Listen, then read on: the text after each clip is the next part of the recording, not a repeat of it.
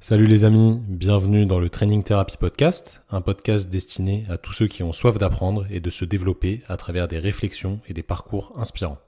Je m'appelle Thomas, je suis kinésithérapeute et préparateur physique et je suis quelqu'un de passionné par le travail et par tout le développement personnel et physique lié à ce travail, que ce soit dans le sport ou dans l'entrepreneuriat. Dans ce podcast, je vous partagerai mes réflexions autour du sport, du travail et de l'entrepreneuriat, mais j'interviewerai aussi des acteurs du milieu sportif et du milieu de la santé qui auront des expériences pertinentes à vous partager. Je vous laisse découvrir le podcast du jour et je vous souhaite une excellente écoute. Les amis, salut à tous, j'espère que vous allez bien. Nouveau podcast aujourd'hui, je reçois quelqu'un que vous connaissez forcément. Si vous ne le connaissez pas, vous vivez sûrement dans une grotte ou du moins vous ne nous suivez pas sur les réseaux sociaux du moins. Je reçois mon ami Grégoire de Major Mouvement. Grégoire, merci déjà de prendre le temps de venir avec nous discuter sur ce podcast. Ça va pas être excessivement long parce que tu es quelqu'un de très pris, donc on essaye déjà de savoir, c'est pas mal. Merci beaucoup encore une fois. Je te laisse te présenter pour ceux qui ne te connaissent pas. Comment tu te présenterais? Tout d'abord, merci pour ton accueil, Tom. Ça fait super plaisir d'être là. Tu sais que j'adore beaucoup votre travail et moi, je suis très, très, très, très content de pouvoir répondre à tes questions. Je m'appelle Grégoire, je suis kiné, thérapeute manuel depuis 10 ans. Et ce que j'aime bien faire, c'est vulgariser mes connaissances. Et ma spécialité à moi, c'est de traiter des gens qui vont bien, qui sont persuadés qu'ils vont pas bien avec des choses simples. Faire à peu près simple. C'est vachement bien dit, dis donc. Ouais, je me suis entraîné. T'as le pitch. Bon, Ouais. alors évidemment, Major Mouvement, tout le monde connaît aujourd'hui. Je pense que tous ceux qui suivent, du moins, connaissent. Je l'espère. Sinon, bah, allez suivre Grégoire sur les réseaux. Grégoire, ça fait combien de temps que tu as lancé la page Instagram? Je ne sais pas si tu as commencé sur Insta ou sur YouTube. Tu vas me J'ai redire commencé ça. sur les deux en même temps. Je me suis Ok. lancé sur les deux en même temps et ça va faire 4 ans dans un mois. Qu'est-ce qui t'est passé par la tête le jour où tu t'es dit, vas-y, je lance le truc? Est-ce que tu avais des objectifs déjà fixés de vraiment développer la chose et de le rendre accessible au plus grand nombre? Ou c'était juste pour tes patients, tes amis, les gens qui t'entourent, etc. La vraie réponse, elle est très égoïste. Elle était surtout pour moi, en fait. Et encore aujourd'hui, je vais être très franc avec toi, ce qui me motive le plus, c'est moi, c'est une sorte de petite voix intérieure qui n'est plus une petite voix et qui n'était pas une petite voix avant que je me lance. Tu vois, ça faisait 4 ans, je pense, avant que je me lance sur Major Mouvement, que je me dis, putain, mais il faut qu'on fasse quelque chose. Il faut qu'il y ait quelqu'un qui se lance pour ramener du bon sens dans tout ce que je peux voir sur les réseaux sociaux. Quand j'entends parler de mal de dos, quand j'entends parler de traitement de tendinite, quand j'entends parler des patients venir avec tellement d'idées reçues. Et vraiment, j'en dormais plus la nuit, quoi. Je me dis, il faut faire quelque chose pour ramener un peu de science, ramener un peu de bon sens. Et je me vois, à l'époque, je vivais en Guadeloupe, je me vois faire des allers-retours dans ma voiture et avoir des monologues seul dans ma bagnole, en train de me dire, je vais expliquer ça comme ça, je vais expliquer ça comme ça, je vais expliquer ça comme ça. Et donc, en fait, c'est juste que j'avais cette idée, mais absolument pas les connaissances ni les compétences pour pouvoir la transformer en, OK, il y a un moment donné, il faut faire un post par jour, acheter un téléphone, un micro, se filmer, avoir tel angle, avoir tel discours, faut être sur les réels, faut être sur YouTube, c'est ça une miniature, c'est ça les hashtags. J'avais aucune connaissance là-dedans. Mais j'avais cette idée qui devient tellement forte que tu es là, tu es dans une conversation avec des potes et en fait, tu as une partie de ton cerveau, tu es en train de cogiter sur, mec, tu as un projet qui déborde de l'intérieur et qui est plus grand que toi. Et donc, en fait, je pense que si demain, les gens qui nous écoutent, ils ont un projet, si votre projet, il vous fait pas peur, si votre projet, il vous empêche pas de dormir la nuit, c'est qu'il n'est pas encore prêt. Et au bout d'un moment, il te fait tellement flipper que c'est là où il faut se lancer. Donc, ce qui me fait rire aujourd'hui, c'est que les gens ont l'impression que c'est acquis, que les gens ont l'impression que c'est un projet qui est hyper borné, hyper carré. Non, tu regardes les premières vidéos de Major Mouvement, je ne sais pas m'exprimer devant une caméra, c'est mal cadré, c'est mal filmé. L'énorme coup de bol que j'ai eu, c'est que je l'avais tellement pitché dans ma tête que le jour où j'ai vu quelqu'un qui pouvait m'aider, à savoir Xavier Dufour, le directeur de l'ITMP, euh, j'ai su lui pitcher pour lui faire croire à mon idée et qu'il me dise, OK, Greg, je suis prêt à te suivre, je suis prêt à mettre un billet sur la table parce qu'à l'époque, je bossais 5 jours par semaine, je bossais le week-end en formation ITMP, j'avais pas le temps de faire du montage et ainsi de suite. Et quand je lui ai dit, Xav, ce serait pas mal d'avoir une vidéo pour le grand public, peut-être que dans le public, il y aura des kinés qui vont être intéressés et que si on arrive 3-4 000 personnes qui nous suivent sur Insta. Peut-être que dans le lot, il y en a qui seraient intéressés pour faire une formation à l'ITMP, tu vois. Et il me dit, OK, Greg, moi, ça m'intéresse. C'est quelque chose qu'on veut développer sur les réseaux sociaux. Tu sais, je te parle de ça, c'était 2018, quoi. Aujourd'hui, c'est normal d'être sur Instagram. Si tu n'es pas sur Instagram, c'est que soit c'est quelque chose que tu ne veux pas développer, soit tu vis dans une grotte. Mais... Donc, c'est vraiment, en fait, les objectifs se sont construits sur ma voie intérieure. Tu vois, je n'avais pas un business plan de, OK, à 2 ans de développement, j'en serai là. Et là, je suis kiné avant tout, je ne suis pas businessman, quoi. T'as résumé tout ce que je dis dans mes podcasts sur le développement depuis le départ. En vrai de vrai, si vous avez un projet qui vous tient à cœur, si vous avez une idée de quelque chose, c'est pas vraiment le plan et le business plan comme tu as pu le dire et tout ça qui prime. C'est vraiment est-ce que ce truc, ça vous fait vibrer et est-ce que c'est ce pourquoi vous êtes fait et c'est pas se comparer à quelqu'un ou se dire bah, telle personne a fait telle chose, ça me paraît vachement bien, vachement lucratif, etc. Je vais faire pareil. Non, l'idée, c'est vraiment de trouver un truc qui vous fait vibrer et qui, justement, ne vous empêche de dormir la nuit parce que vous y réfléchissez H24, quoi. Et c'est exactement ce que tu as décrit. Je me reconnais vraiment là-dedans. Donc, merci déjà pour tout ça. Au tout départ, ça s'appelait déjà Major Mouvement, au tout début. Ouais, au tout départ. Je vais juste rebondir sur un truc qui me semble important par rapport à ce que tu as dit et je vais appuyer ton point de vue là-dessus, Tom. C'est que des idées, des bonnes idées, tout le monde en a. Tout le monde en a des bonnes idées. Si un truc, tu te dis, ah putain, c'est une bonne idée, il faudrait que je la développe, ça ne suffit pas en fait. Ce qui va faire que ton truc, il va pouvoir naître, qui va pouvoir grandir, c'est dans la durée parce que quand tu te lances dans un projet, fondamentalement, globalement, 99%, tu es tout seul. Et quand on parle aux gens autour de toi, ils te disent ouais, ouais, c'est pas mal. Donc en fait, le truc, si ça te bouffe de l'intérieur, tu dois être prêt à prendre des taquets dans la gueule, tu dois être prêt à être tout seul, tu dois être prêt à te remettre en question en permanence et à avancer. C'était juste mon petit truc de dire, ça suffit pas d'avoir une idée, il faut après avoir le courage de chaque jour faire grandir cette idée. Et ceux qui durent, en fait, c'est pas tellement ceux qui ont eu la bonne idée dès le départ, c'est ceux qui l'ont jamais lâché. Je C'est réponds à la suite de exactement ta ça. question. Ouais, non, mais Mais je sais c'est qu'on a un peu la exactement même ça. ADN, hein, toi et moi, là-dessus. Bah, je pense qu'on est passionné par ce qu'on fait Ouais. et peu importe ce qui se passe autour. En fait, là, tu as soulevé tous les points que je veux te poser en question. Je vais rebondir sur le dernier. Mm, Forcément, ça a dû être difficile au départ d'un point de vue déjà organisationnel parce qu'il mm, fallait que tu trouves le temps. mm, N'oublions pas que tu restes kinésithérapeute comme nous et que tu travailles au mm, cabinet. Donc, c'est quelque chose qui est chronophage au possible, mais c'est une passion mm, qui nous anime. Même si c'est pas possible de faire 5 jours sur 5 comme avant, mm, c'est juste impossible. mm, Comment tu as trouvé le temps et comment aussi tu as géré, tu as parlé des personnes forcément qui te disaient bah, c'est bien, mais sans forcément croire plus que ça au projet. Comment tu as géré tout ce qui entourait tout ça, sachant que dans la vie de tous les jours, même si on est entouré de personnes qu'on choisit ou pas, il y a forcément des gens qui ne sont pas dans le même esprit que toi et moi et qui involontairement, hein, parce qu'ils ont du mal à se projeter à ta place, ou c'est des histoires de valeur, encore une fois, ils peuvent te mettre des espèces de petits freins, peut-être pas vraiment des bâtons dans les roues, mais te dire, ouais, c'est quand même risqué ce que tu fais, etc. Comment tu as pu gérer tout ça au départ et comment tu le gères encore? Parce que je pense que c'est un peu toujours le cas, même si forcément, au bout d'un moment, ça se lisse, disons. Alors, beaucoup de questions dans ta question. La première sur l'organisation, franchement, sur la partie organisation, je pourrais en parler pendant 2 heures, mais je vais faire très simple. Pendant 2 ans, j'ai ramassé comme jamais de ma vie. Mais vraiment. C'est-à-dire que pendant 2 ans, j'ai gardé 5 jours au cabinet par semaine. Donc, j'avais 5 jours au cabinet par semaine. Ça, plus c'était mon cabinet, plus l'arrivée de mon deuxième fils, enfin, la fille de mon deuxième enfant, pardon. Euh, j'ai dû apprendre à gérer Instagram. Donc, à l'époque, j'y passais 6 heures par jour. Tu as ce fameux cap hein, où tu réponds à tous les DM et à tous les commentaires. Donc, en fait, les 2 premières années, c'était horrible parce que je voulais tout faire, tout bien faire, alors que j'étais encore en processus d'apprentissage. Donc, aujourd'hui, je peux t'assurer que je savoure chacune de mes journées dans le sens où je fais peut-être 25 fois plus de choses qu'avant. Cependant, je suis 100 fois plus efficace.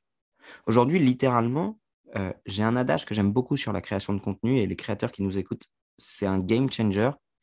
La durée de vie, pardon, je vais refaire ma phrase. Le temps que tu passes à créer un contenu doit être proportionnel à la durée de vie de ton contenu. Exemple très simple, avant, je pouvais passer 45 minutes à faire un écran d'une story Instagram.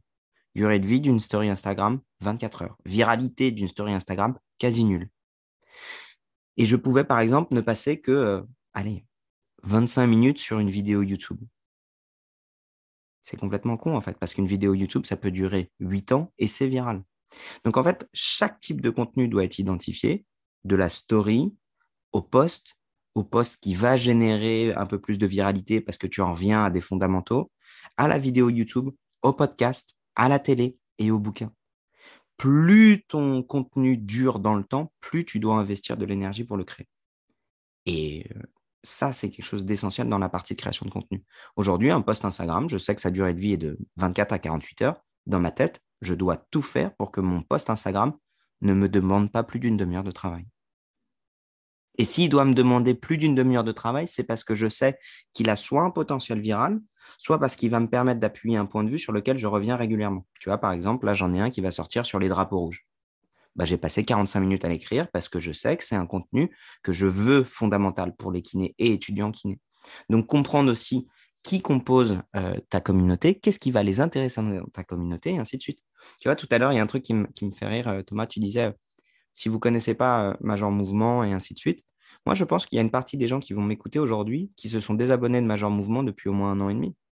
Parce qu'ils ont trouvé qu'au départ, Major Mouvement, c'était cool, c'était très pro, c'était de la mobilité, et qu'avec le temps, il est devenu un peu plus un rigolo de service qui se met en permanence torse nu. Et je suis OK avec ça, parce que mon personnage, il évolue, parce que la mobilité, bah, aujourd'hui, je pense qu'il y a d'autres personnes qui sont bien plus compétentes, dont tu fais partie, qui en parlent, entre parties. Du strength and conditioning, bah, ce n'est pas ma spécialité à moi, je préfère la laisser à d'autres kinés. Je me dis juste, j'ai ouvert une porte et j'ai envie de continuer à ouvrir des portes pour que d'autres kinés puissent euh, s'exprimer à ma place et surtout qui sont plus compétents que moi. J'ai un peu dérivé de la question, mais Non, dans non, mais un, c'est très bien. C'était très bien. dans une logique en fait de, entre guillemets, de productivité de ce qui m'empêche de dormir la nuit. À savoir, ce que je veux, c'est donner des infos simples aux gens pour qu'ils se fassent du bien. Je me dis, la Major Mouvement, ça pourrait être une très, très grande vitrine de la kiné qui t'attire sur le truc. Puis finalement, tu ne trouves pas exactement ce que tu veux et tu vas venir un peu chercher sur Kiné au top, tu vas venir chercher sur Training Thérapie, tu vas venir chercher sur Monsieur Clavicule. Et en fait, juste, tu te dis, bah, j'ai tout un pan de l'univers du sport, de la santé, du bien-être qui est référencé, qui est bien fait, qui est fait par des pros de santé. Et Major Mouvement, ça a juste été ma porte d'entrée. Et je garde le côté feel good et un peu sympa de Major Mouvement. Mais si je veux aller plus loin, je vais aller voir d'autres types. Et j'aime bien cette idée, en fait, parce que ça crée une forme de transmission, une forme de dialogue, une forme de compétence aussi, ce que j'estime énormément dans nos métiers. Et c'est ce que j'estime aussi énormément de manière générale, c'est de se dire dans quoi je suis bon, dans quoi les autres sont meilleurs que moi, et c'est OK si les autres sont meilleurs que moi. Et tu vois, tout à l'heure, quand tu m'as demandé dans quoi je suis spécialisé, c'est vraiment là-dedans pour moi, c'est que ma spécialité à moi, c'est de traiter les gens qui vont bien, de traiter les gens qui vont bien, qui ont juste envie d'un petit coup de peps, d'un petit coup de se marrer et de se dire, OK, bah, de temps en temps, j'ai juste besoin d'un peu de feel good, oui, d'un bon diagnostic sur des trucs qui sont assez simples, une sciatique, une sciatalgie, une petite névralgie cervico-brachiale, pas une spondylarthrite ankylosante sur lequel j'ai aucune valeur ajoutée. Je m'égare, excuse-moi, mais pour te Non, dire absolument pas. T'es dans le truc complet, hein. à quel point en fait, je sais pas trop où je vais, mais j'ai une idée globale qui fait que, en fait, à chaque fois que je me lève le matin, j'ai toujours une double lecture de ce que je veux faire. Un côté zoom in et zoom out. Et ça, clairement, je le tiens de Gary Vee, tu vois. À la fois le côté très micro et macro, le côté perspective, à savoir, on va faire très simple, mais pour parler de notre job, oui, je suis capable de faire un post sur la tendinopathie de la coiffe des rotateurs issue d'une luxation acromioclave. Bon, bah, ça va intéresser peu de personnes. Zoom out, ce qui m'intéresse, c'est que les gens, quand ils scrollent sur Instagram, ils se disent, ah bah tiens, ce mec-là a l'air compétent, bah peut-être que ça veut dire que pour mon problème d'épaule, il faudrait que j'aille consulter si je veux continuer à faire du sport. Et globalement, je sais que l'attention des gens sur Instagram, elle est prise entre The Voice, le moment où ils sont aux chiottes, et le bouquin qu'ils sont censés lire sur leurs genoux depuis 2 heures. Donc, j'ai énormément de perspectives sur ma capacité à transmettre des messages qui est vraiment, vraiment très limitée de par la plateforme. Mais en même temps, je me dis, si tu le fais tous les jours, au bout d'un moment, ton message passe. Je me suis Et complètement égaré sur ta. C'était quoi ta non, question de départ, Thomas? je vais te la reposer après. Mais en fait, tu maîtrises parfaitement l'outil. Tu es vraiment, pour moi, un exemple de maîtrise de l'outil Instagram et YouTube. Je te l'ai dit la dernière fois Mm, par message privé que tes dernières vidéos YouTube, je les trouvais exceptionnelles. Et en merci. fait, ceux qui ne créaient pas de contenu, ils ne peuvent pas forcément comprendre tout ce processus derrière où il faut nourrir un petit peu chaque partie de ton audience. Et ceux qui se désabonnent, c'est juste qu'en fait, bah, alors j'en connais, hein, parce que tu te doutes bien que quand je rencontre des gens en formation ou des choses comme ça, ils vont me dire, ouais, Major Mouvement, ce qu'il fait là, je trouve ça vachement mainstream, etc. Ouais, mais en fait, mec, c'est juste que bah, c'est hyper bien. C'est juste que toi, tu sais pas le faire et tu sais pas le rendre mainstream. Et que lui, il arrive à le faire, mais c'est très, très, très compliqué sans dénaturer les choses. Et tu le fais, je trouve, excessivement bien. Alors certes, si tu prends un réel, tu vois, qui est destiné justement au grand public, tu me dis pour dézoomer pour les gens un petit peu plus lambda, je vais mettre des gros Mm, guillemets, et pas forcément des kinés spécialisés. Certes, mm, moi, ça ne va pas mm, m'apporter de mm. connaissances sur la kinésithérapie, mais je ne suis pas le public Bah non, ciblé. Donc, en fait, ce n'est pas forcément ça le problème, tu vois. C'est juste une question non. de point de vue, encore une fois. Donc, Mais surtout, alors, ouais. c'est un peu lagué, donc je suis pas sûr d'avoir tout entendu. Mais, euh, mais déjà, je pense, Thomas, que j'ai rien à t'apprendre, fondamentalement. Et je pense vraiment que Évidemment que si, j'ai rien à apprendre. moi je pense qu'on apprend de tout le monde, parce que tout le monde se tire vers le haut et tout le monde apprend des choses aux autres. Tu m'apprends des choses comme je t'apprends des choses, comme les patients nous apprennent des choses. Ouais, Enfin, en tu tout vois ce que je cas, veux dire? je-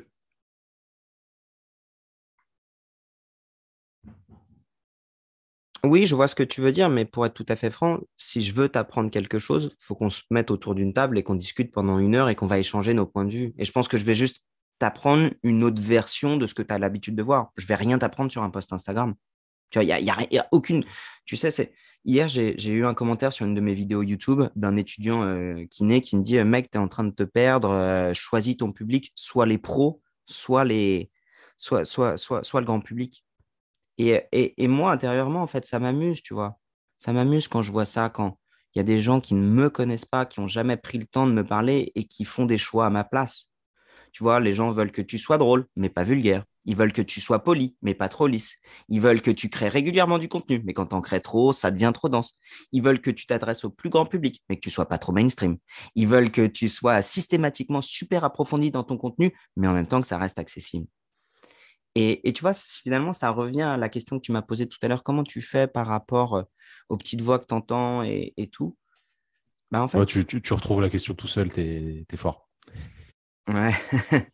Mais en fait, ce que j'ai, c'est que j'ai des marqueurs autour de moi. J'ai des personnes où je sais qu'elles vont être de bons conseils.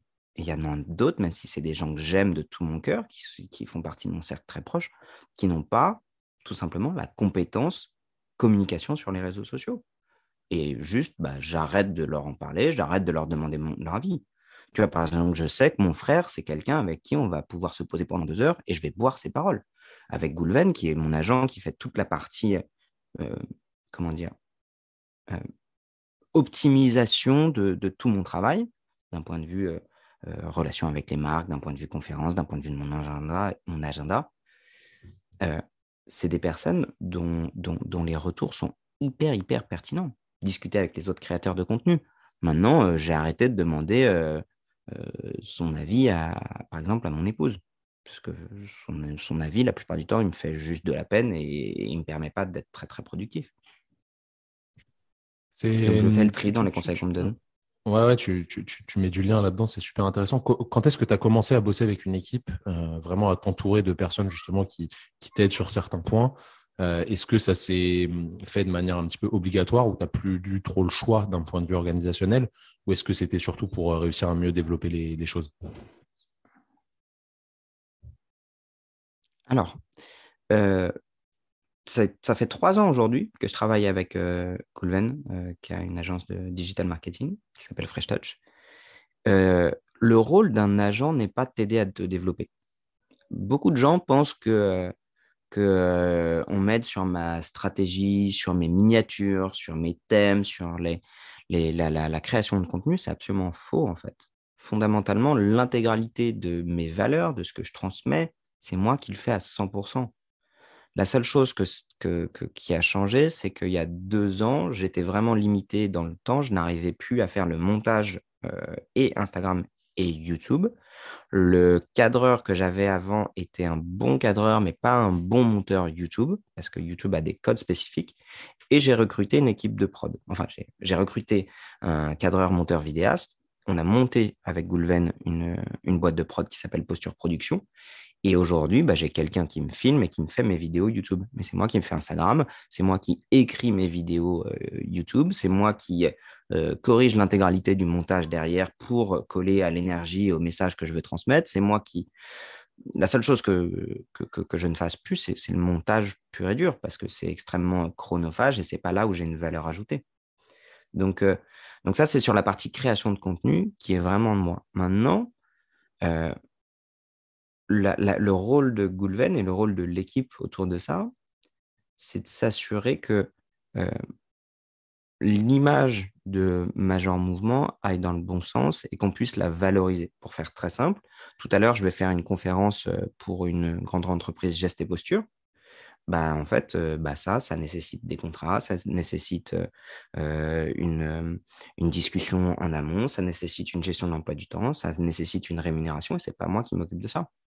Pareil pour le livre et pour la télé, en fait. Je ne sais pas lire un contrat télé, je ne sais pas lire un contrat pour un livre, et j'ai besoin d'une équipe pour ça. Donc, toute la partie création, c'est moi qui m'occupe de tout. Sur toute l'autre partie qui n'est ni de la création ni de la kinésithérapie, bah, évidemment qu'il faut des personnes pour t'entourer. Alors évidemment, ça rejoint ce que tu nous as dit au début, dans le sens où c'est un peu une flamme qui anime ton idée. Du coup, il n'y a que toi qui peux créer ton contenu. Personne ne peut le faire à ta place. C'est pas possible parce que c'est ta façon de voir les choses et ta façon de penser. Bah ouais, et je te raconte un truc assez marrant. Ma plus grande angoisse quand j'ai écrit mon livre, quand il sorte, c'est que les gens aient l'impression que c'était pas moi qui l'ai écrit. Parce que logiquement, ils vont se dire, attends, ce mec, il est kiné, il a 2 gosses, il donne des cours, il a du YouTube. C'est sûr, c'est pas lui qui l'a écrit son bouquin, ça va être un truc écrit par un autre et ça va être indigeste au possible. Et du coup, bah, le livre, bah, j'ai mis des dessins, j'ai mis des blagues. Et en fait, le livre, le retour que j'ai le plus, c'est ça se voit quand on le lit que c'est toi qui l'as écrit parce qu'on entend ta voix.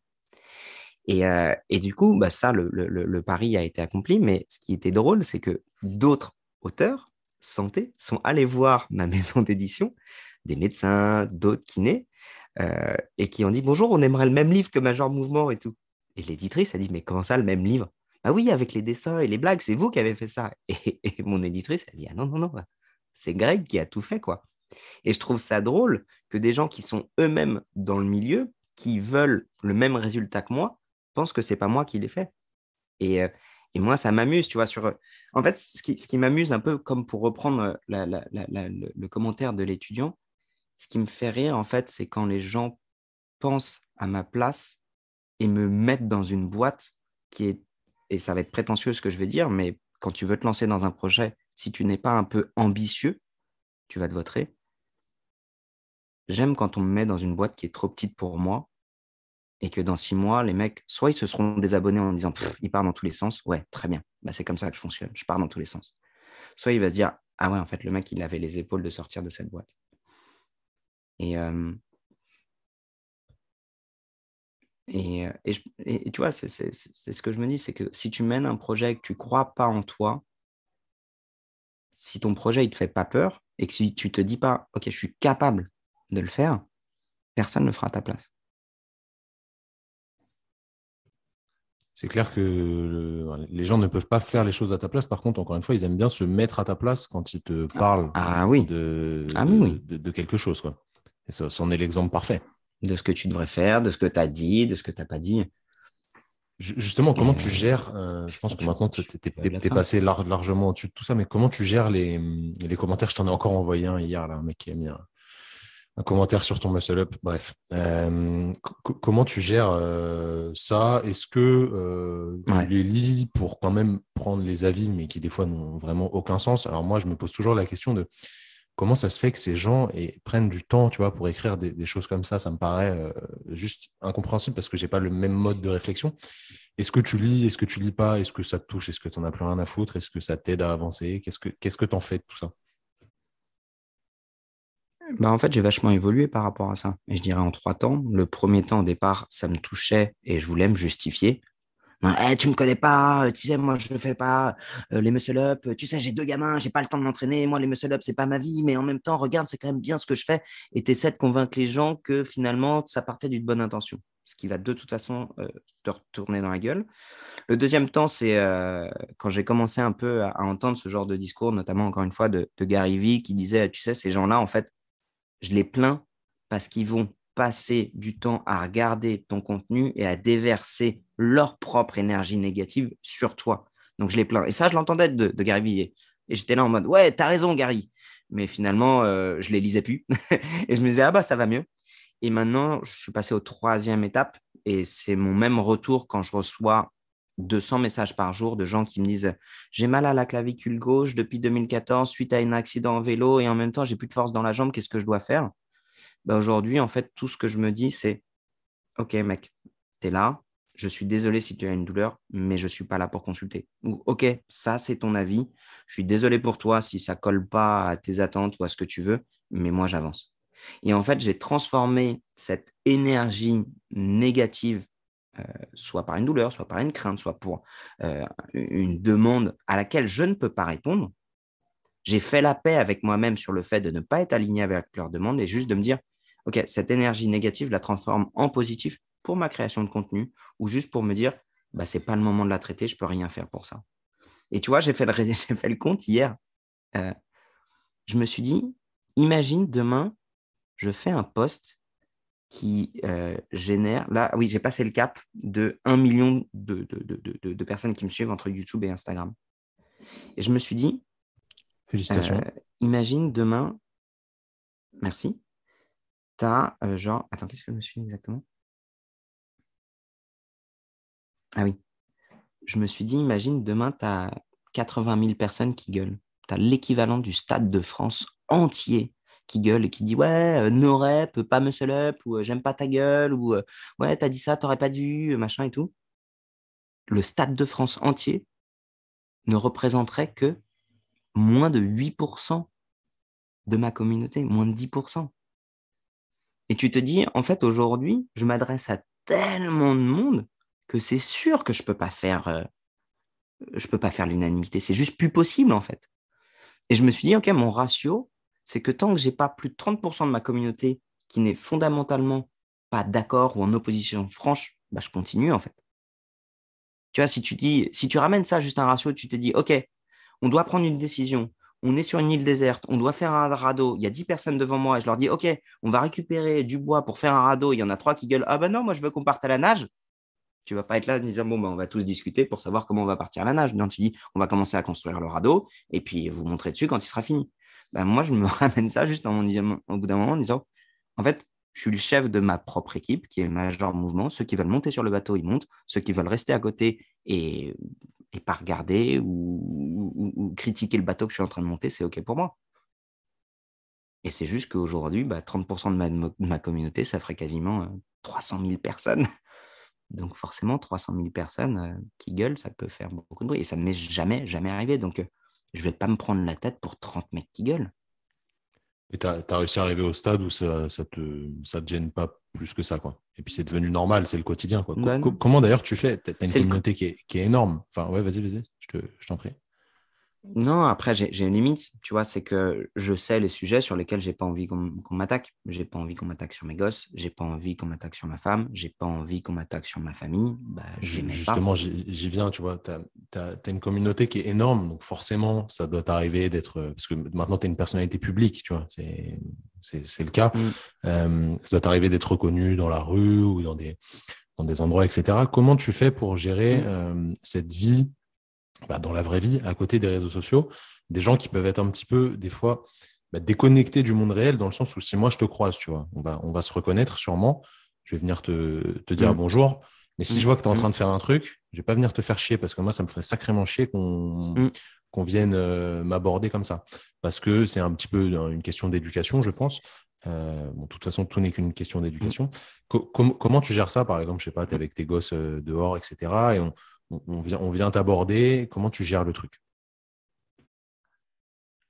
Bah, Aujourd'hui, pour te donner un ordre d'idée, quand je sors dehors depuis qu'on n'a plus le masque, ça m'arrive 3 à 4 fois par jour. Il y a plusieurs trucs, c'est assez marrant maintenant, enfin, c'est assez nouveau pour moi, mais il y a plusieurs choses. Il y a les gens qui vont te regarder pendant longtemps en mode oh, putain, c'est lui, je fais quoi? Je vais lui dire bonjour, je vais pas lui dire bonjour. Et ils finissent par me dire bonjour d'un truc, d'un petit sourire en coin. Mais moi, de mon côté, bah, j'ai juste quelqu'un qui me regarde d'un air un peu bizarre, qui me fait un sourire. Je sais pas trop si c'est un patient, si on était au collège ensemble ou s'il a vu mes vidéos. Tu vois, je suis pas en mode, je suis major mouvement H24 et que les gens vont me reconnaître et me voir. Mais juste, tu vois qu'il y a des regards qui sont bizarres. Euh, il y a des gens qui viennent, qui sont hyper cool. Salut Major, écoute, ou même. En fait, pour moi, le signal, c'est quand les gens m'appellent Greg. Tu vois, quand les gens m'appellent Greg, ça veut dire qu'ils connaissent au-delà de Ouais, Major. il Ils il savent qui est le s'intéresse à mec toi, ouais, derrière. carrément. Mm. Ils s'intéressent à moi et globalement, eux sont toujours hyper, hyper cool. Le seul truc que j'aime pas, c'est en effet le moment où je suis avec mes enfants et ou avec ma femme, qu'ils arrivent, qu'ils ne disent bonjour ni à ma femme ni à mes enfants. Ils disent, on peut se faire un petit selfie, ça va rendre mes amis hyper jaloux. En fait, à aucun moment de ma vie, je veux générer de la jalousie chez qui que ce soit, en fait. Et eux, je les reprends à la volée directe. On me dit, si c'est pour rendre jaloux quelqu'un, on ne fait pas de photos ensemble. Ah ben non, c'est pas ce que je voulais dire. Bah ouais, mais... Et le seul moment qui aujourd'hui, moi, me fait marrer, c'est quand les gens ne savent plus où ils m'ont vu, ou alors ils aiment bien l'ostéopathe que je suis. Ils disent, ah putain, c'est l'ostéopathe de la télé. Ouais, je ne suis pas ostéopathe et je ne suis pas à la télé. Mais, mais C'est quoi le pire qu'on t'ait sorti comme dans ce genre de situation là? Euh, j'ai eu un pire qui était pas cool, mais qui est pas très très drôle. Tu le gardes ou tu le gardes pas. C'était cet été. Mon fils, il voulait un goûter, il avait faim, il était en train de pleurer vraiment, et j'étais en train de lui parler pour essayer de le réconforter. Et là, j'avais 2 personnes qui viennent vers moi. Oh, vous êtes Major Mouvement, on peut vous prendre une photo? Bah là, je suis occupé. Et il reste là derrière. D'accord, Ouais, non, bah on ça va c'est relou attendre. ça. Ouais. Je suis avec mon enfant sur un moment d'éducation, de câlin. J'ai pas envie de partager ça avec qui que ce soit, quoi. Bah, c'est encore une fois, Et tu vois, c'est une question d'éducation, je pense. Parce c'est que une toi, question est-ce que d'éducation. tu ferais ça? Enfin, non. Bah, moi, non. Après, je suis pas à la place des gens, mais c'est vrai que. Et puis, tu vois, c'est le truc qui me fait chier, c'est que, imagine, eux, je leur dis, bah non, là, je suis pas dispo, je suis avec mon enfant, il va pas bien. Ils vont se dire quoi? Ah bah ok, le mec a la grosse tête. Ok, le mec a le melon, quoi. Il peut même plus faire de photos. Bah non, c'est juste qu'il a le sens des priorités et que tout, je mets des guillemets, major mouvement qu'il est, bah il préfère être père à ce moment-là, quoi. Le moment le plus marrant que j'ai eu, euh, c'est quand j'ai été. Euh, c'est assez marrant. On était entre le premier et le deuxième confinement et on faisait un tournage. Et malheureusement, le tournage a traîné. On a continué à boire des coups et tout. Et on est sorti après le couvre-feu. Il était 22h. On devait tous rentrer chez nous et on avait des bières à côté de nous. Et là, il y Quoi, a une de première l'alcool et voiture de. après le couvre-feu? Ah, mais t'es un Non, bandit, mais hein. je te jure qu'aujourd'hui, ça fait marrer. Mais à l'époque, tu prends 135 et tu finis en cellule de dégrisement quand même. Mais là, tu te dis, c'est pour ça que je la raconte maintenant, mais à l'époque, je ne pouvais pas la raconter. Parce que là, ça fait genre, waouh, bad boy. Mais à l'époque, en vrai, tu faisais pas trop mal. Première voiture de flic qui passe, il passe devant nous, il s'arrête pas. Deuxième voiture de flic qui passe et il s'arrête devant nous. Et là, on fait le compte, on se dit, on est 12, c'est 12 fois 135 balles, on va se faire défoncer la gueule. Et là, le mec s'arrête, il me regarde, il me dit, hé, hey, c'est vous l'ostéo de YouTube? Et là, je dis, ouais, ouais, ouais, c'est moi. Il dit, vous êtes Major Chanel? Je dis, ouais, c'est moi, Major Chanel. Et il dit, ah putain, vous m'avez vachement aidé parce que j'avais des douleurs de cou à cause des gilets pare-balles. J'ai fait vos exercices, ça va vachement mieux. Et c'était dans une petite rue. Et là, il y a un mec derrière qui klaxonne. Et quand tu klaxonnes dans Paris à 22h et que tu klaxonnes une voiture de flic, ça peut être chaud pour ton cul. Et là, les mecs, ils commencent à se marrer. Ils sortent le gyro, ils le mettent sur le capot. Ils tapent super fort sur. Le mec, il avait des bras énormes. Il tape super fort sur le capot. Il dit, wow, c'est la police. On peut faire des consultations quand même. Ouais, c'était assez marrant. Excellent, ça. Ça doit te faire plaisir quand on te remercie Bah pour ouais. tout ce que tu donnes comme ça. Bah ouais, c'est rigolo. Puis surtout, tu vois, Major Mouvement, ça a explosé pendant le Covid, donc tout s'est digitalisé. Donc quand tu retrouves sur du lien réel, que tu vois la vraie gueule des vrais gens que tu as aidés dans les conditions en te disant, putain, j'ai vu cette vidéo et mec, grâce à cette vidéo, ça faisait 5 ans que j'avais mal au genou, j'ai plus mal, j'ai pu reprendre le sport. Tu te dis, waouh, putain, ça c'est fort, quoi. C'est vraiment pendant le Covid, c'est intéressant justement de discuter de ça, que la page Insta et YouTube a explosé, selon toi? Insta, non. YouTube, oui, mais surtout le livre et la télé, en fait. En fait, il y a eu un alignement des planètes entre confinement numéro un, confinement numéro 2. Ce que les gens ne savent pas, c'est que mon livre, moi, ça faisait 10 ans que je l'avais en tête et j'ai commencé à l'écrire 6 mois avant le Covid. Donc, en fait, je l'ai finalisé pendant le confinement numéro un. J'ai bossé à fond sur mon livre, ce qui fait qu'il a pu sortir entre confinement numéro un et confinement numéro 2. Impossible à prévoir. Le sport et la santé facile à faire au moment où l'enjeu national et mondial à ce moment-là, c'est la santé et le bien-être à domicile. Et mon livre, il sort à ce moment-là. Enfin, c'est un alignement des planètes de ouf. Donc, le livre, il est en plein dans l'actu. À ce moment-là, je fais quotidien avec Yann Barthès. 3 semaines après, je le fais sur le plateau devant de la hausse, le JT de France 2, pour parler de la santé et du bien-être. Tu te dis, mais en termes de timing, qui aurait pu prévoir ça? Quand j'ai lancé Major Mouvement en pensant atteindre 5000 abonnés sur Instagram, de te dire, il va y avoir une pandémie mondiale et un des enjeux majeurs, ça va être d'entretenir la santé et le bien-être à la fois physique et mental des gens chez eux avec des moyens simples et en même temps sur des good vibes parce que c'est ce que les gens veulent. Tu te dis, ah ouais, mais là, c'est juste. Et donc, en l'espace d'un an, le livre, il s'est vendu à 150 000 exemplaires. Ma chaîne YouTube, elle a fait plus de 300 000 abonnés. Instagram, ça a continué son petit truc tranquille, hein. Instagram, j'ai systématiquement, depuis que je l'ai créé, plus 1500, plus 3000 abonnés par semaine. C'est linéairement stable. C'est beau, ça veut dire que tu maîtrises bien l'outil parce que franchement, c'est pas facile, même avec des gros comptes comme toi, de continuer à croître comme ça, hein. Ouais, ouais. Après, ce qu'il y a d'assez marrant, c'est que je te dis entre 1500 et 3000, mais la réalité, c'est que j'ai 5000 nouveaux abonnements et j'ai 2500 qui se barrent. Et je suis Ça, OK avec ça, oui, bien sûr, mais c'est tout le monde pareil. Tu vois, même nous, à notre petite échelle, bien sûr. il y a le pourcentage qui doit être à peu près pareil, hein. Je pense que c'est plutôt normal. Mm. Comment tu as vécu cette période justement où tu étais plus exposé? Tu vois, tu me dis quotidien, JT de France 2, etc. Comment toi, personnellement, tu l'as vécu à l'intérieur de toi? Euh, à double tranchant, sur le coup, hyper serein.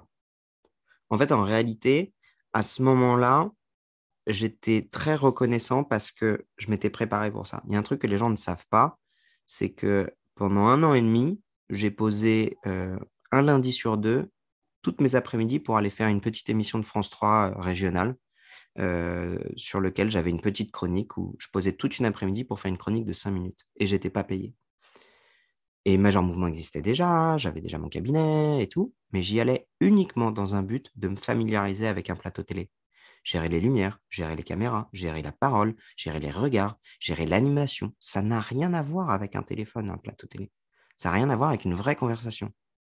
Il faut apprendre à se positionner. Si tu ne l'as pas vécu, tu ne peux pas savoir comment ça fonctionne. Et je l'ai fait dans un but unique, qui était un but qui était complètement hypothétique, qui était de me dire, si un jour je me retrouve devant une grosse émission télé, il faut que je sois bon.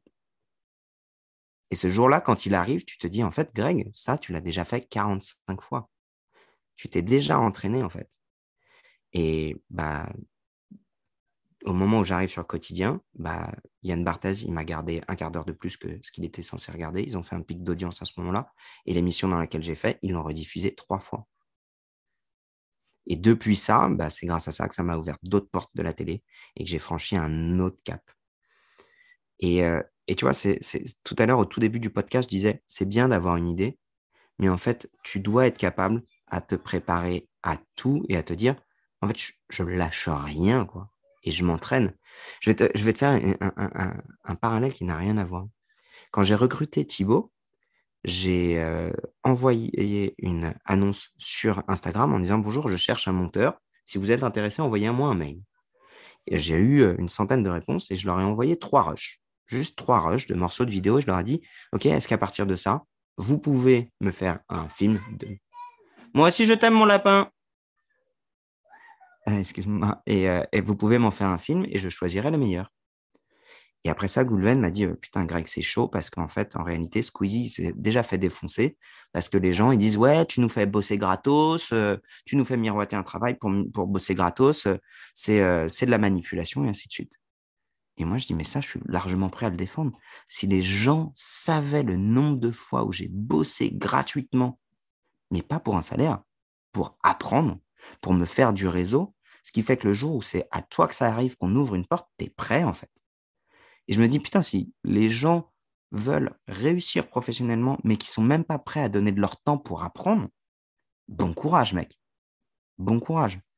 Enfin, les nombres de fois où j'ai donné des cours, où j'ai pas été payé, les nombres de fois où j'ai créé du contenu, où j'ai pas été payé, mais putain, qu'est-ce que j'ai appris, quoi. Et j'ai appris deux choses qui sont, à mon sens, essentielles. J'ai appris techniquement à faire, mais j'ai appris un truc que j'oublierai jamais, qui aujourd'hui, même si Major Mouvement, ça fonctionne, quand je tire les bénéfices de mon travail, j'en profite 4 fois plus parce que je sais ce que c'est de travailler énormément et de rien avoir derrière. Et tu te dis, en fait, quand je suis payé pour une conférence aujourd'hui, les gens, ils ne payent pas seulement 1 heure de la conférence. Ils ont payé en fait mes 4 années de travail pour en arriver là.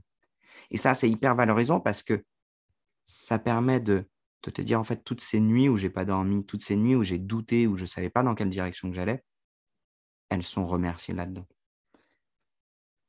Donc ça, c'était sur la partie comment je me sentais quand j'étais sur ces plateaux télé. Ouais. C'était ma question. C'est excellent ce que tu dis dans le sens où, en fait, il n'y a rien qui est lié au hasard. Tu as été bon sur le plateau télé parce qu'au final, tu t'es exercé avant et il y a pas d'histoire de chance ou de choses comme ça. Tout est qu'une question de travail pour un salaire ou pas. Là n'est pas la question, mais la pratique fait practice makes perfect. Ils aiment bien dire ça, les Américains, là. Mais La pratique fait que tu deviens meilleur dans ce que tu fais. Et en fait, toi, tu es vraiment un exemple là-dessus, dans le sens où tout ce que tu crées et tout ce que tu bosses depuis des années, et parce que tu nous as dit que ton livre, tu le réfléchissais depuis longtemps, bah, au bout d'un moment, ça aboutit ou pas. Mais quand ça aboutit, ça fonctionne parce que c'est réfléchi. ouais. Si je te fais un petit parallèle avec tout ça, quel type d'élève tu étais quand tu étais, pas forcément à l'école de kiné, hein, mais plutôt avant? J'ai toujours été le même élève. C'est euh, un poil irrespectueux, mais juste ce qu'il faut pour être sympathique. Mais surtout, en fait, j'étais capable de travailler très, très dur et très, très fort dans des sujets qui m'intéressaient et d'être très feignant et de procrastiner sur les sujets qui ne m'intéressaient pas. Et je vais prendre juste comme exemple ce qui a fait que je suis kiné, parce qu'à mon avis, c'est assez révélateur. Quand j'étais en première année de médecine, je savais que je n'avais pas la capacité de travail pour avoir une bonne note. Et j'ai fait un choix, en fait. Je me suis dit, Greg, tu n'es pas un des meilleurs, tu n'es pas un des plus intelligents, tu n'as pas la plus grosse capacité de travail. Par contre, tu sais être bon quand un truc te plaît. Et le coup de bol que j'ai eu, c'est que les trucs qui me plaisaient, c'était les plus gros coefs, la biologie et la science humaine et sociale. Et sciences humaines et sociales, j'ai eu 18. J'ai fait le choix d'avoir 0,5 en anatomie, d'avoir 3 en biophysique et d'avoir, en fait, je pense que je devais faire ce genre de profil, d'avoir soit des notes qui étaient très, très bonnes, soit des notes qui étaient très, très basses. Et aujourd'hui, si je suis kiné, c'est que j'ai fait un choix à un moment donné qui est de dire, je ne vais pas essayer d'être bon partout, mais je vais essayer d'être très, très, très, très, très bon là où ça compte. Et c'est OK s'il y a des trous dans ma raquette. Et peut-être que, tu vois, dans le practice makes perfect, tout à l'heure, tu disais, il n'y a pas de hasard.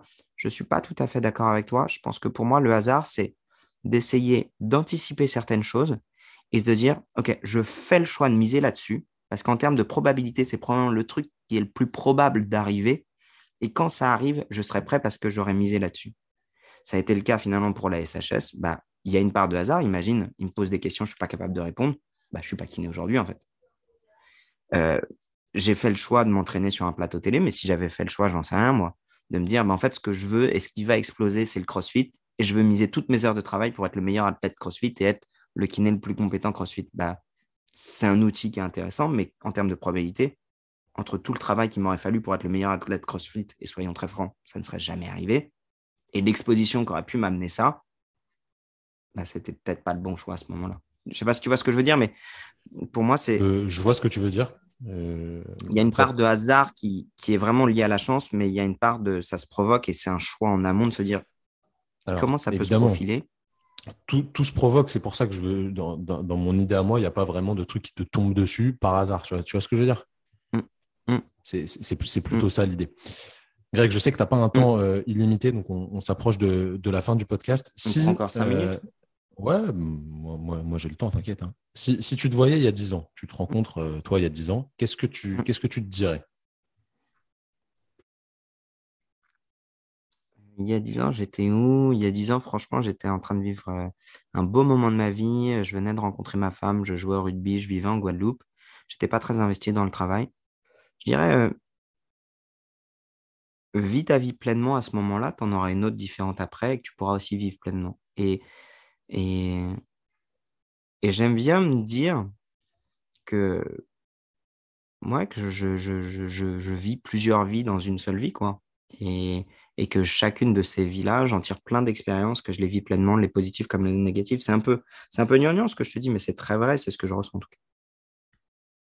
Bah, c'est gnangnan, mais si c'est ta vérité, c'est ça qui est important. Greg, pourquoi vraiment tu fais tout ce que tu fais? Qu'est-ce qui t'anime au fond de toi, au-delà d'aider la plupart des gens qui vont bien aller encore mieux? Qu'est-ce qui t'anime vraiment autour de tout ce que tu fais dans la vie? Qu'est-ce qui te motive au fond de toi? Vraiment, qu'est-ce qui te crée cette flamme d'entreprendre tout ce que tu entreprends et au final de réussir la plupart des choses que tu entreprends? Franchement, je me suis très souvent posé la question, et ce qui m'anime le plus, c'est une volonté de créer quelque chose. J'aime créer. Tu me mets un stylo, je vais dessiner. Tu me mets un tableau, je vais peindre. Tu me mets un crayon, je vais écrire. J'aime fondamentalement créer. J'aime créer du contenu, en fait. Et, et, et c'est probablement le conseil que je vais donner aux créateurs de contenu qui nous écoutent. Si vous n'aimez pas créer, c'est compliqué. Si vous aimez créer, dites-vous juste qu'en fait, moi, j'ai choisi la kiné, mais j'ai dans un coin de ma tête, si j'avais voulu raconter des tutos make-up ou des tutos construction, j'aurais eu exactement la même passion, en fait. Parce que ce que j'aime, c'est raconter une histoire. Quand j'étais gamin, ce que je voulais être, c'était réalisateur de films et écrivain. J'aime raconter les histoires. Mon histoire, c'est juste celle de la santé et du bien-être.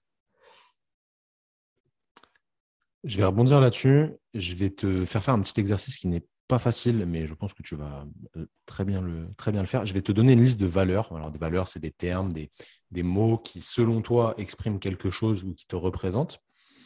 Je t'en donne pas beaucoup et tu vas m'en garder trois. Tu vois, tu m'en gardes trois qui, selon toi, te définissent ou qui, du moins, sont vraiment les valeurs que Mm. tu retrouves le plus chez toi et qui sont le plus importantes pour toi. T'es prêt?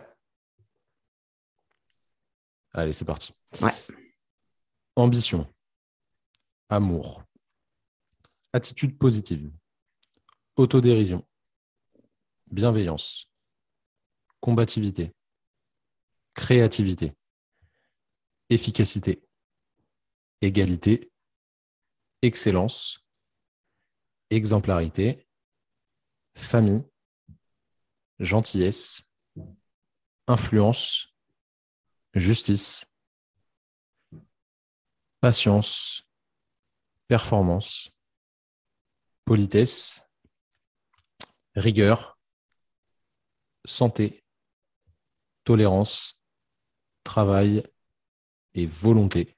Qu'est-ce que tu me garderais si tu peux en garder trois? Je sais que c'est pas facile, mais si tu peux en garder trois qui te représentent le plus ou Je qui du moins dirais, moi, c'était t'animent assez le logique. plus. La combativité, la créativité et la famille.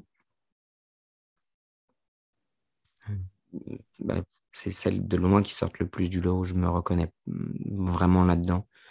Moi, je pense que cela dit, si les gens nous ont écoutés jusque-là, ils sont pas surpris ni sur la combativité ni sur la créativité. Et la famille, bah, c'est justement parce que je n'en parle pas que c'est une de mes valeurs fortes. Justement, je voulais te poser une question là-dessus. Comment tu fais Hmm. d'un point de vue pratique pour ne pas exposer ta famille quand tu te filmes, etc. C'est très, très difficile. Les gens ne se rendent pas compte. Euh, comment tu gères ça pour qu'on ne voit pas tes enfants, pour qu'on ne voit pas ta femme passer, etc. Bah, en fait, je fais le truc à l'inverse, c'est que euh, mes moments de création ne sont pas des moments de famille. Les moments de famille ne sont pas des moments de création. Parfois, ça l'est parce que il y a un truc un peu spontané qui passe et ça me fait marrer. Mais tu sais, euh, mes enfants, ils ont 6 et 3 ans. Quand tu leur mets un téléphone, un écran, ils sont plus les mêmes. Ça dénature leur nature. C'est pour ça qu'on voit de moins en moins ma fille. Parce que mon fils, il a encore ce côté innocent, il voit pas qu'on le filme, il comprend pas. Mais ma fille, à partir du moment où tu mets un téléphone, elle va commencer à surjouer, elle va commencer à inventer un personnage. Et moi, ce qui m'intéresse, c'est elle. C'est pas ce que je pourrais filmer, qui serait une sorte de représentation d'elle, et ainsi de suite. En fait, déjà, moi, spontanément, à titre perso, mes enfants, je les filme très peu, je les prends très peu en photo. J'envoie très peu de films d'eux sur des WhatsApp de famille. Euh, j'ai un rapport qui est de plus en plus distant d'un point de vue personnel avec mon téléphone, en fait. Aujourd'hui, mon téléphone, c'est vraiment à 98% un outil de travail. Tu vois, par exemple, j'envoie pas de WhatsApp à mes meilleurs potes. Les groupes WhatsApp, je fuis ça comme la peste. En fait, tout le paradoxe du truc, c'est que je suis tellement connecté pour mon boulot que je suis extrêmement déconnecté pour ma vie perso. Je me reconnais Donc, à 100% dans ce que tu dis là-dedans. Aujourd'hui, moi, le téléphone et l'ordinateur, c'est 98% pro. Je me laisse pas de perso. J'ai pas d'Instagram perso. Je scrolle rien sur ouais, moi non plus. Instagram. Tu vois, je fais que publier, répondre aux J'ai pas messages, etc. Facebook. Je me force à le faire, exactement. Qu'est-ce que tu penses de la direction que le monde prend? Alors, c'est pas du tout une question de santé, de tout ce qui nous entoure actuellement, c'est plutôt de cette Mhm. digitalisation, en fait, en lien avec tout ça, où les gens sont de plus en plus proches sur les réseaux, mais de plus en plus loin en vrai. Et qu'est-ce que tu penses de tout ça? Quel est ton avis là-dessus, là?